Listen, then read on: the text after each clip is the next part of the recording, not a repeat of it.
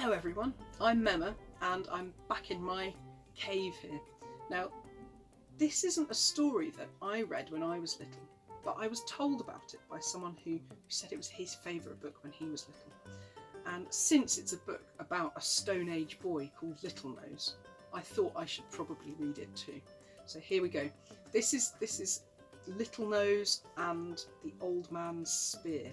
And there are lots of other stories to come. I'll read others over the next few weeks.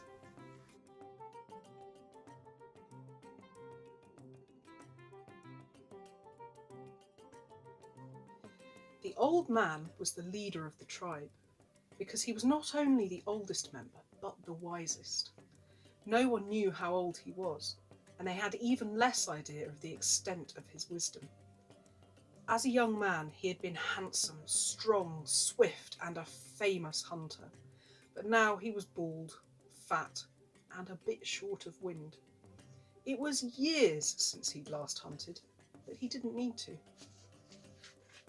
as he was given a share of all the tribe's food. The old man's job was to organise everyone else, and he did it very well.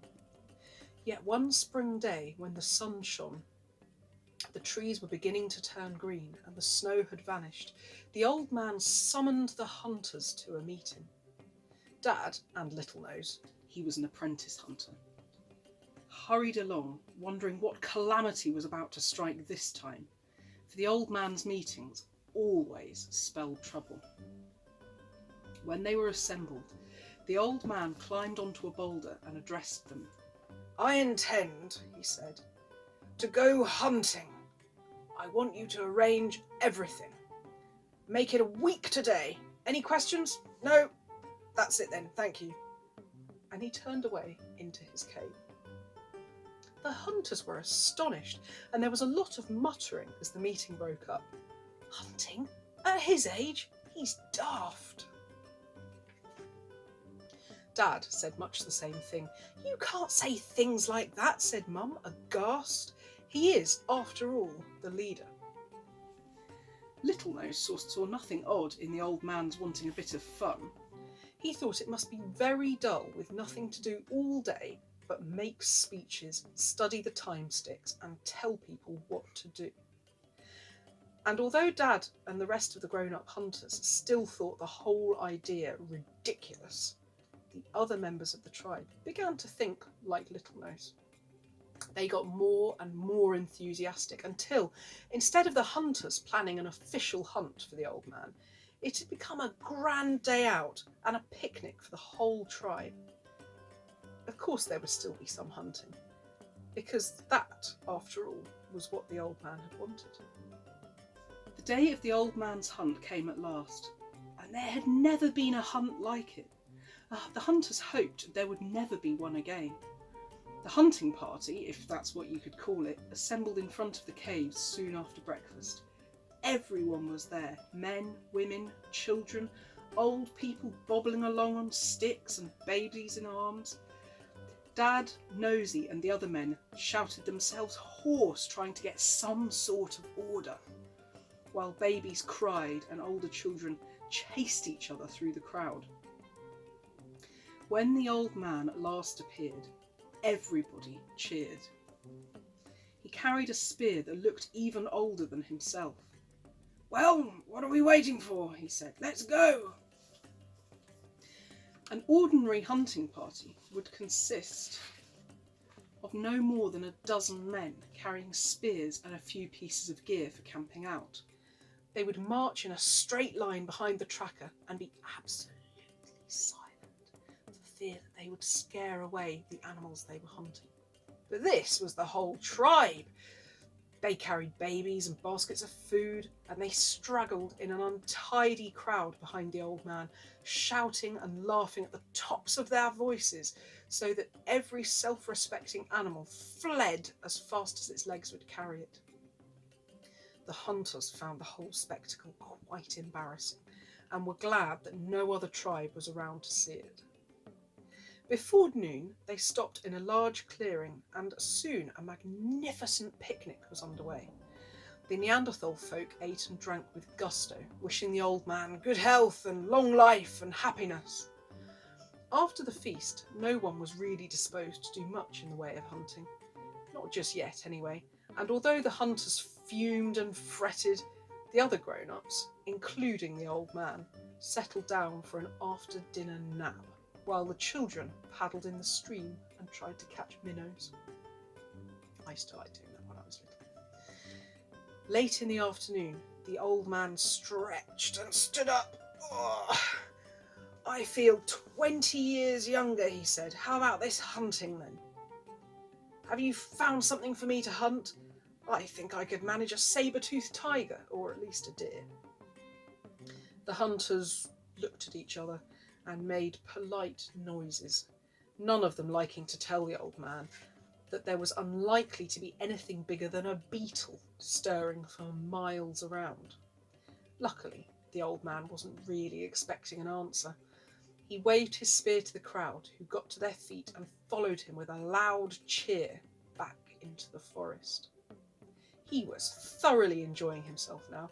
He held his spear at the ready and occasionally held up his hand for the people to stop. When he put his finger to his lips and said "shh," and everyone else copied him. And then on they went, scanning the surrounding trees for anything that might move. Then suddenly the old man cried, "Look!" No one could say exactly what it was that the old man saw, but already his spear was flying up through the air, up through the branches and leaves overhead. "Missed by a hair's breadth, sir!" cried someone, although what it had been was still uncertain. What was certain, and without a shadow of a doubt, was that the spear had not returned to earth. "It was an eagle! It's flown off with it!" cried another. But Littlenose, who had wriggled to the front, shouted, "No, it's stuck in the tree high up." "Do you think you could get it down, my boy?" asked the old man. "I'll try," said Littlenose. And he attempted to scramble up the trunk, but the bark was smooth and slippery, and the spear could be seen sticking out high above the nearest branch. Littlenose came back, shaking his head. Several more attempts were made, but to no avail. "Oh, we might as well leave it," said a hunter. "It's time to go home, and anyway, it was just an old spear."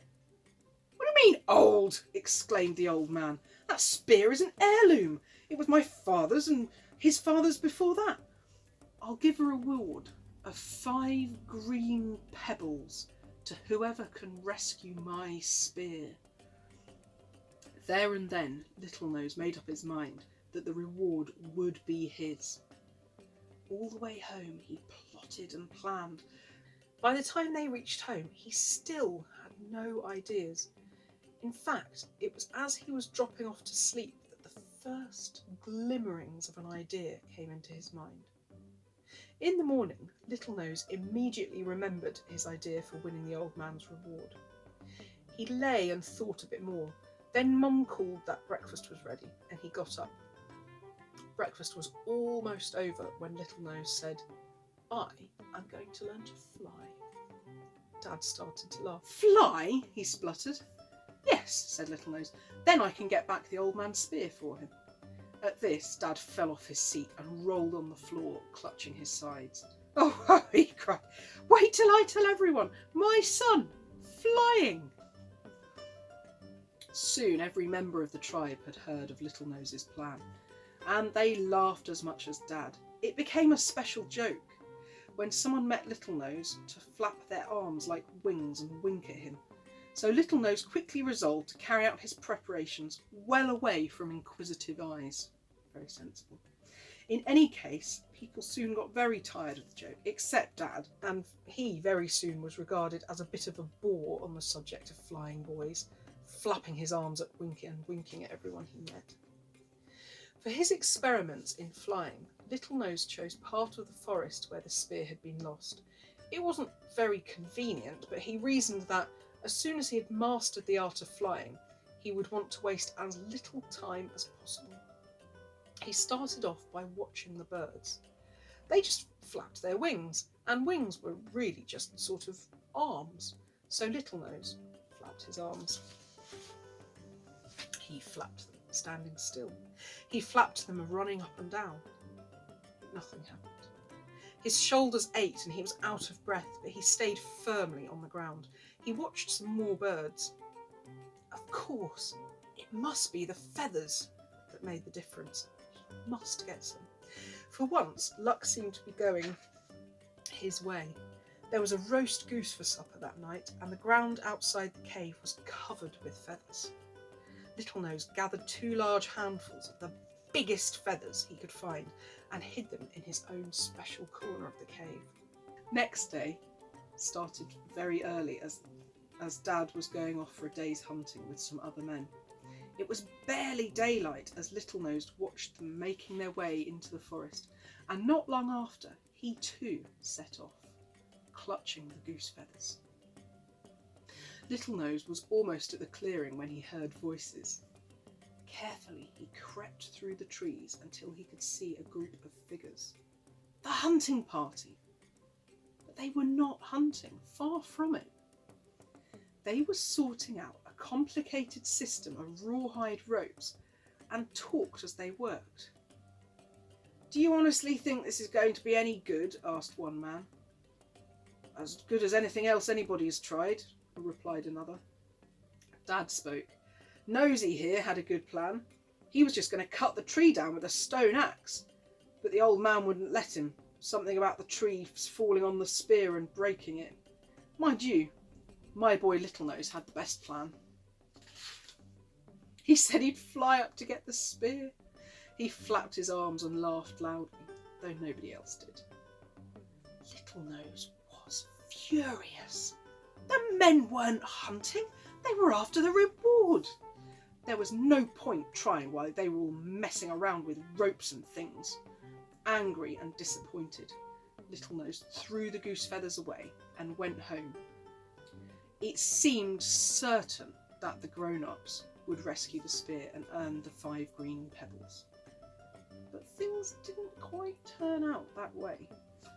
Dad arrived home in the evening and Mum said, "Had a good day in the forest, dear?" Dad said, "Humph, not a thing." And Littlenose's spirits rose.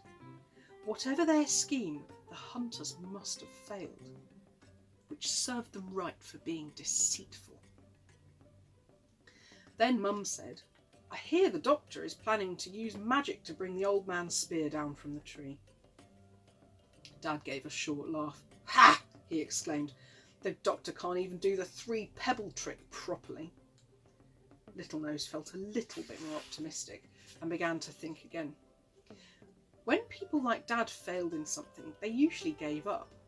But all he had to do was wait for the winter gales, when the spear was certain to be blown down. He must make sure to be the first there to pick it up. So spring passed into summer, and then came autumn. Littlenose visited the clearing from time to time, and still the spear remained where it was. In this particular clearing, many of the trees bore fruit or nuts, and one autumn day, Littlenose went off with Two Eyes to pick some.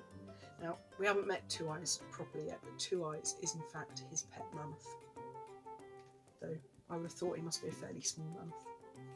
There was a good crop, but one particular nut tree was loaded. There was only one problem.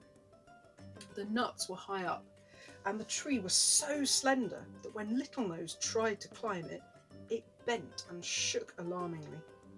The next day he went back, this time equipped with Mum's rawhide clothesline, which she didn't happen to be using at that moment and wouldn't miss. He climbed as high as he could and tied one end of the rope firmly to the slender trunk. Then he scrambled down and gave the other end to Two Eyes. Two Eyes was small but strong, and together they hauled on the rope until the tree bent down a little. Then they hauled some more, and again it took most of the day, but eventually Littlenose and Two Eyes sat back exhausted and admired the result of their efforts. The slender tree was now almost bent right down so that the topmost twigs touched the ground. The rope was tied to a handy tree stump, and they could gather all the nuts they wanted without leaving the ground. But before they could gather a single nut, there came an irate shout. "Littlenose, what are you playing at? No wonder there's no game. You've scared everything away. Clear off. Go home." It was Dad, followed by a hunting party. Dad came towards Littlenose, paying no attention to the tied-down tree, and started to climb over it. Now, Littlenose's knots were not very good at the best of times, and Dad was halfway over when the knot fastening the rope to the tree stump gave away. There was a swish, a rustle, and a yell, and the tree sprang back straight again, and Dad vanished. The hunters looked up in time to see Dad sailing gracefully into the treetops. He grabbed at a branch to save himself, but it came away in his hand, and he came to earth in a briar thicket. That's like a bramble bush. There the others found him, scratched, bruised, and dazed, holding in his hand not a branch, but the old man's spear. Poor Dad! All the way home, and for weeks after, everyone greeted him with flapping arms and a broad wink. They called him Birdman behind his back. Littlenose thought they were very unkind. At least the old man had his precious spear back. However, he declared that, since no one person rescued it, the reward should go towards the cost of another tribal outing in the summer. So everyone was happy, except perhaps Littlenose, until one day the old man called him aside and gave him a special reward of a white pebble for himself, which made up slightly for what happened when Mum discovered the state of her clothes line. Oops, sounds like you got into a bit of trouble there. Hope you enjoyed that. That's the first of many. There's about 6 more stories here, and I will read the rest of those over the coming weeks.